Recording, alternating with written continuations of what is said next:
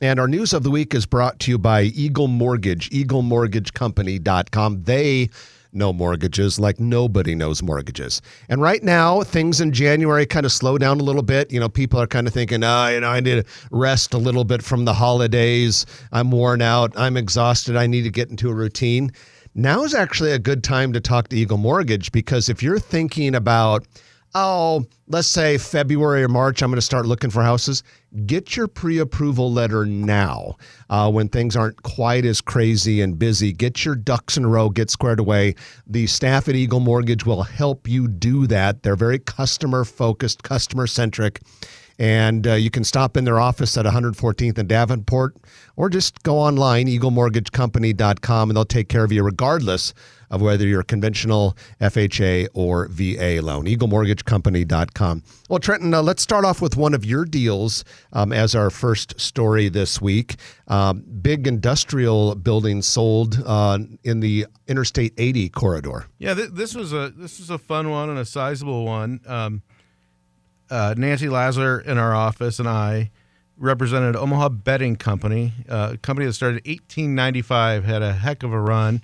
Scott Vietzer ran it along with his family, and 150,000 square foot. It was in 3 different sections. They grew it over time.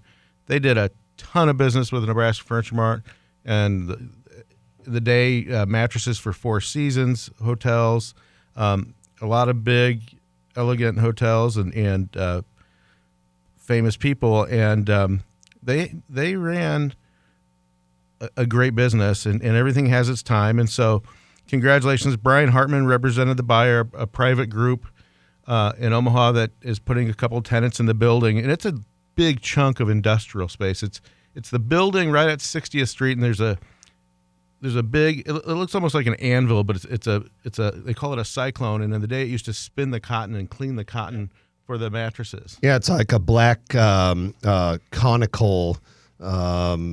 structure on top of the roof. I hope it stays in the building, because it is iconic, and people kind of know it as a reference point. And congratulations to everyone involved in that transaction. And it just shows you that industrial space is still very much hot right now. This Monday is the 10th of January, and that's an important date for Grow Omaha and all Grow Omaha listeners, because it's our anniversary. Yeah, happy anniversary, Jeff. Happy anniversary for everybody that started with us January 10th, 2004. That's 6,573 days ago, 939 weeks ago. Jeff and I started this adventure, and many of you were there with us from the start, and those that joined along the way, we appreciate it. It's been a fun ride, and we hope to continue well into the future. Yeah, we've never discriminated against people that haven't been with us for all 18 years. So if you've just come on lately, we love you just as much as the old timers. But the show's really developed over the time. And at the time, we started on a smaller station, and now we're on the Blowtorch, the KFAB 1110. And 50,000 watts. Well, yeah, we've been on the Blowtorch since 2006. So the vast majority of those 18 years have been over here on the Blowtorch. So, Trenton, we want to give a little bit of national real estate news each week. Our friends from CoStar, a real estate data and information company, are kind enough to provide this information to us each week. And we've got some info on the national housing market. Basically, the national housing market shows no signs of retreat in 2022. Demand continues apace, especially in cities in the Mountain West and the Southeast, but Omaha is holding its own too. Places where population growth has been particularly strong obviously are seeing more price growth, but get this, the median price for existing homes grew by 13.9% year over year in November. That's according to the National Association of Realtors.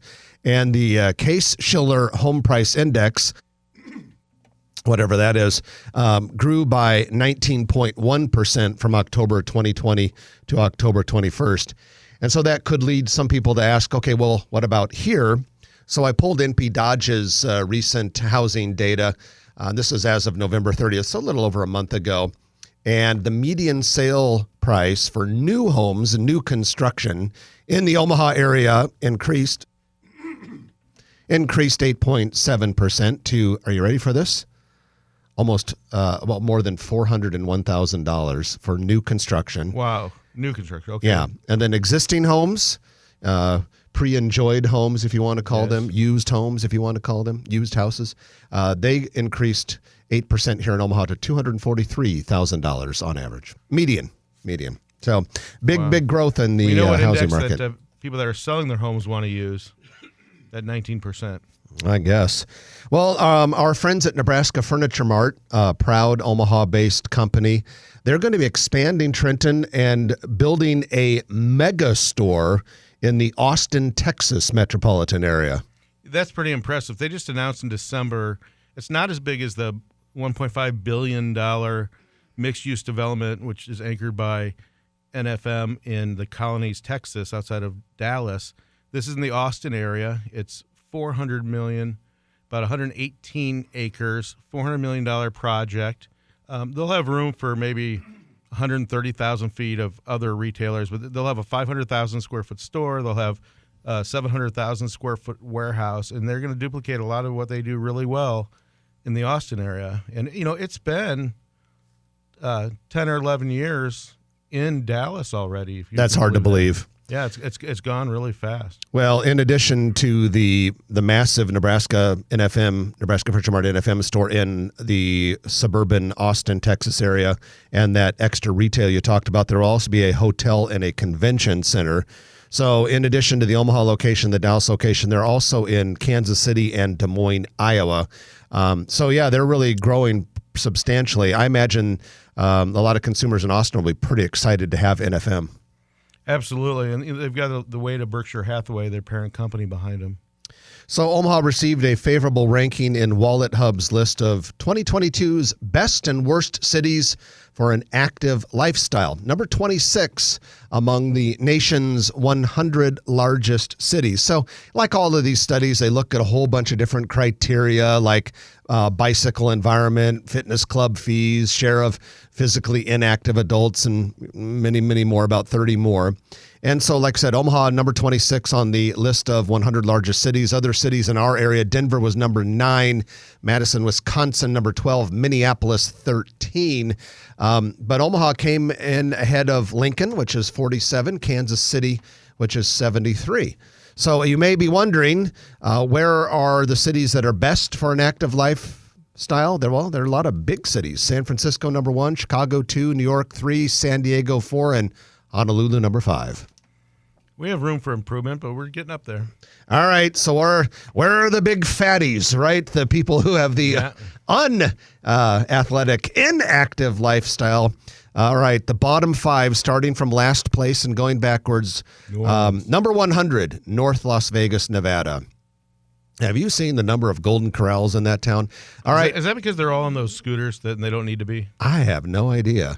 And I had no idea that North Las Vegas had become so big as to be one of the 100 largest cities in the United States of America. I wonder if they have billboards up there. Number 99, Winston-Salem, North Carolina. Number 98, Wichita, Kansas. Number 97, Fort Wayne, Indiana. And what would that be? Number 95 or 96 or something like that. Irving, Texas. Interesting. So don't live there if you want an active lifestyle. So kudos for Omaha for showing up pretty well there. So do you remember, Trenton, that old Travel Inn that was at 39th and Dodge? Oh, and the Saigon restaurant was on the main floor? Oh, yeah. For a long time, that property was a scourge on the Omaha landscape. Rooms by the hour? And so the building was torn down many, many, many years ago, and it's been nothing but a vacant lot, frankly an eyesore in my opinion, although not as big of an eyesore as the old Travel Hotel was. Yeah, that was a mess. That was a mess. That was a lot of controversy. I can remember many, many years ago, I worked in a building that was within a couple blocks of that place.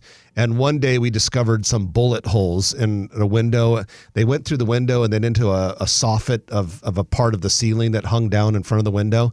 And we kind of, did the whole thing where you traced the ballistics. I put a long thing from the soffit through the window hole, and it pointed right at the 3rd floor of that Travel Inn. So we're like, oh, shocker. Anyway, local developer plans to turn that into a 4-story apartment building. It's got a ways to go. They just kind of talked to the neighbors recently. I think they still have to go through planning, but nice 4-story apartment building there, taking advantage of Orbit. There's been a lot of that TOD, transit-oriented development. Mm-hmm. That's exactly what I was hoping would eventually happen on that lot someday. Yeah, it needs to be done.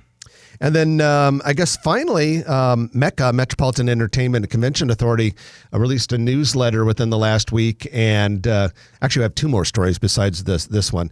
They released a newsletter in the last week that kind of talked about some progress with the 3 riverfront parks.